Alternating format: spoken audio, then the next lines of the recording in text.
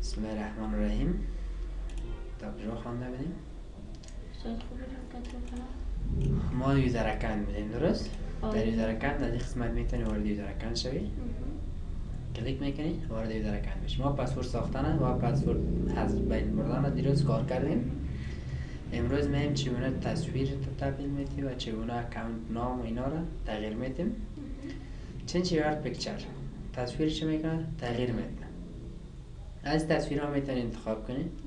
این از تصویر ها غیر اگر اینا خوشت نامد میخوای یک تصویر دیگه بانی، براوز پیکچر می براوز تصاویر، هر چی تصویر بود هم تصویر اگر باشه، یعنی تصویر اضافه شده. بله، تصویر باشه دیگه. مقصد تصویر یعنی فرمت ها رو داشته باشه. ایمیج فایل باشه، بی ام پی جی، اف جی پی جی، پی ان جی، یعنی 4 فرمت سپورت میکنه. فرمت ما قبلا گفتیم نه؟ گفتیم یا خیر؟ چون لارج ریکنز در ایجاد تصویر مثلا ای معرفت سافتور تیم لوگویش هم میمونه یا رینی بارانی، اینا باید رومانتیک میشه. اینش خوب درست. حال تصویر چی کرد؟ تغییر کرد. ببین یه تصویر چی میکنه؟ تغییر میکنه. بعد چنج پسورد تغییر میده. دیروز گفتیم یا نگفتیم؟ در نخست کرنت پسورد تنشته میکنی. پسورد فعلی تا کرنت پسورد حقیقی نه، فعلی تا. بعد دوبار پسورد جدید تا تایپ میکنی. اول ای خانه، بعد ای تکست باکس دیگه. اینا رو چی میگه؟ تکست باکس یعنی جعبه متن. در این قسمت میتونی تایپ کنی پسورد جدید تا. بعد پسورد هند هم شفره که گفتیم دیروز میگه یک علامت یادم بیاره، یک شفره باشه که پسورد بتون یادتون بیاره. میگه چطور میتونیم یک استرانگ پسورد بسازیم؟ پسورد قوی. بالای کلیک میکنی برات هلپ هم میاره. ببین هلپ هم میاره. میگه پسورد استرانگ چه هست؟ is 20 to 13 character long، از 20 تا 30 تا حرف طولانی میتونه باشه. قوی. a series of words that create a phrase، یک جریان یا یک قطار از لغات هست که یک عبارت بسازه، یک فریز بسازه. does not contain common phrases found in literature or music، یعنی عبارات عام شامل نمیشه که در ادبیات و موسیقی پیدا شود. یعنی در ادبیات کلمات که در قالب ادبیات باشه نمیتونه با شامل شود. بعد does not contain words found in the dictionary، لغاتی که در دیکشنری پیدا میشه شامل نمیشه. does not contain your username, real name or company name، نامت، نام یوزر، نام واقعیت و نام کمپانیت شامل نمیباشه.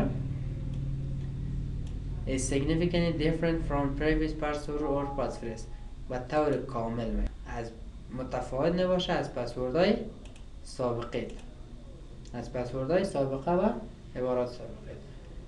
اینجا نوشمات از at least 8 characters long، یک پسورد قوی میتونه حد اقلش 8 چی باشه؟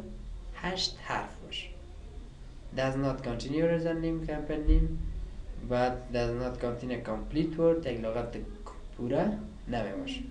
مثلا احمد، افغان، کابل، یک قسم چیزا نمیباشه. چرا؟ یا حد زده میشه. دیگرش کرکتر هایی که میگیره چی است؟ اپرکیس، لیترز، حروف بزرگ، حروف کوچک، اعداد و سمبول ها. یعنی اینا که شامل باشه پسورد چی هست؟ قوی هست. با خصوص سمبول ها. سمبول چرا که این سمبول در پروسس چی نمیشه؟ کد باینریشان متفاوت است. یعنی با آسانی قابل هک نیستن. در صورتی که اینا باشه با آسانی قابل هک نیستن. اگر بخوایم کسی را هک کنیم، اگر کسی شما رو میخواه هک کنه، اگر پسورد تا نیچی دار شامل بود با آسانی قابل هک نیست.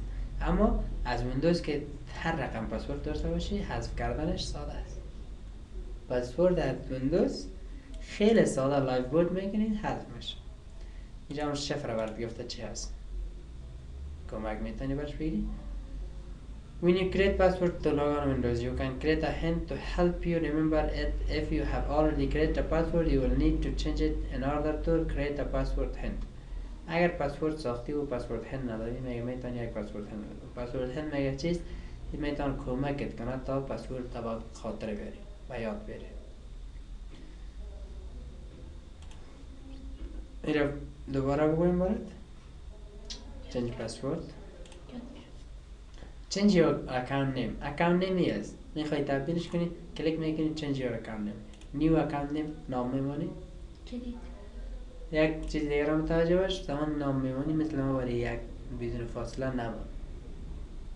یعنی نام متشکل از فاصله دار باشه خوب است. یعنی نام خدا باز تخلص کنه. مثلا نام تخلص یک جا نباشه، مثل اینکه ما یک جا موندیم نام مستعار است، نه اینجا یک جا موندیم یک جا نباشه فاصله دار باشه نام مستعار خوب است. نه change your account type. نوعیت اکانت میخواید تبدیل کنی استاندارد و ادمنستراتور به استاندارد. Standard account users can use more software and change system settings that do not affect other users or the security of the computer. Standard user کی هست؟ standard کسی هست که میتونه بسیاری از سافتورها استفاده کنه، تنظیمات سیستم تغییر بده که او تنظیمات رو تغییر داده میتونه که یوزرهای دیگر با بالای یوزرهای دیگر و امنیت کامپیوتر تاثیر نکنه. این تنها از خود میتونه وایسه. ادمنستراتور که معلوم داره است مدیرش کامپیوتر هر کاری کرده میتونه، یعنی آزاد است، هیچ مانعی وجود نداره تا کار نکنه. یک کار رو بخواد بکنه هیچ مانعی برش وجود نداره، هر کاری میتونه بالای هر یوزر میتونه تغییرات بده، حذفش کنه، پسوردش رو تغییر بده، هر کاری میتونه. منیجر نداره اکانت، کدام اکانت دیگه هم اگر وجود داشت میخوای مدیریت کنی بالایش. کریت نیو اکانت یک اکانت دیگه برات میسازه. گیست میخوای آن کنید بالایش کلیک میکنی تورن آن میگه. گیست چی میشه؟ فعال میشه. گیست چه؟ مهمان است، هیچ کاری کردن نمیتونه، حتی ساعت کامپیوتر تغییر دادن نمیتونه. فقط چرا اوکی چرا بده؟ مهمان است، کار کردن میتونه بس، اما تغییرات آورده در کامپیوتر نمیتونه تا که اجازه ادمین نگیره. مهمان مثلا در خانه تان میاد تا نگره دیرت نمیتونه. آرام میشینه. حتی یک قلمی که باید روی خانه افتیده باشه نمیبردارش.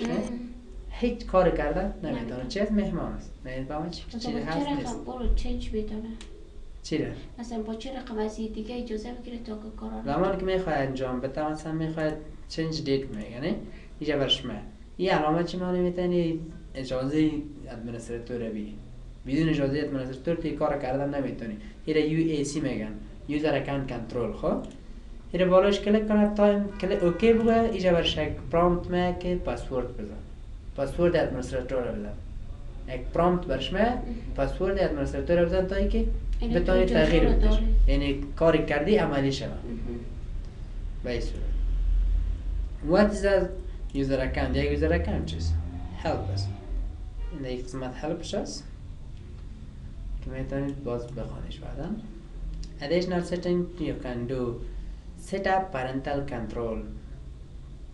parental control کنترل های فامیلی هست. خب کنترل والدین. مثلا شما ساختین یک یوزر به مزمل، درست؟ مزمل از نامشه و مزمل یک یوزر ساختین، میگن چه کنه؟ در این ساعت باز کردن نتانه؟ خود مزمل؟ بله خودش در یوزر خود داخل شدن نتانه، فقط ساعت مشخص میگن در این ساعت یا در این روز یا این گیم بازی بتانه یا گیم بازی نتانه یا این برنامه رو باز بتانه یا نتانه. چی میگن؟ قیودات فامیلی بالایش میمانه والدین که بعضی کارها رو بتانه بعضی کارها رو نتانه.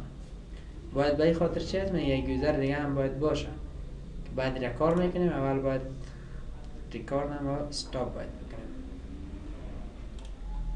میم بیشتر change user account control کی علامه مربوط چی میشه؟ UAC. ببین UAC user account control. user account control اجازه مدیریت. ببین ما تمامش چی کردیم؟ never notify، یعنی هیچ چیزی از ما در هیچ مورد یوزر اکانت برای من شون نده که اجازه میدی به یک برنامه باز شد یا نشه، یک برنامه دلیت شد یا نشه. ببین اگر هم always notify بگویم اوکی بگویم بالایش، باید من چی کنم؟ ریستارت کنم کامپیوتر تا هیچ شد تغییرات عملی شد بالایش. این را فعلا ریستارتش نمی کنم. ریکارد